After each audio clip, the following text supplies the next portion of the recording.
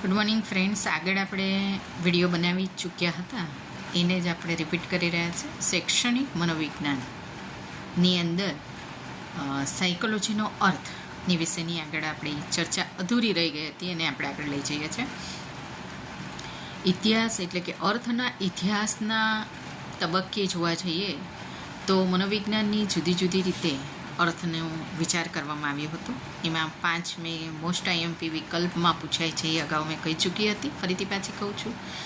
મનોવિજ્ઞાન એ આ દર્શનશાસ્ત્રની શાખા છે. મનોવિજ્ઞાન આત્માનું વિજ્ઞાન છે. મનોવિજ્ઞાન એ મનનું વિજ્ઞાન છે. મનોવિજ્ઞાન એ ચેતનનું વિજ્ઞાન છે. મનોવિજ્ઞાન એ વર્તનનું વિજ્ઞાન છે. આપણે એ ત્રણ આપણે ભણી ચૂક્યા છે અને ત્યારબાદ જોઈ ચૂક્યા છે. ત્યારબાદ આપણે ચેતન વિજ્ઞાનની વાત કરીશું. મનોવિજ્ઞાન એ ચેતન વિજ્ઞાન છે એવું 19મી સદીની અંદર મનોવૈજ્ઞાનિકો જે હતા એ એમના મંતવ્ય મુજબ મનોવિજ્ઞાન જે છે એ માણસના ચેતન ક્રિયાઓનું અધ્યયન કરતા હતા.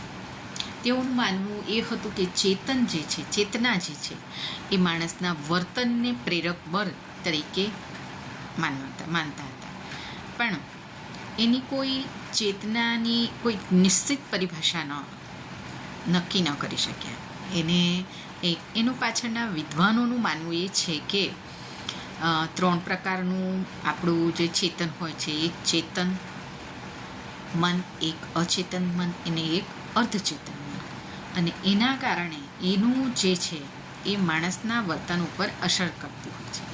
આથી ચેતનનો અર્થ જે છે, ચેતનાનો જે અર્થ જે છે એ જે છે એમાં દુવિધામાં પડ્યા અને એના પરિણામે મનોવૈજ્ઞાનની જે પરિભાષા જે હતી એ સર્વસામાન્ય બની ન શકી.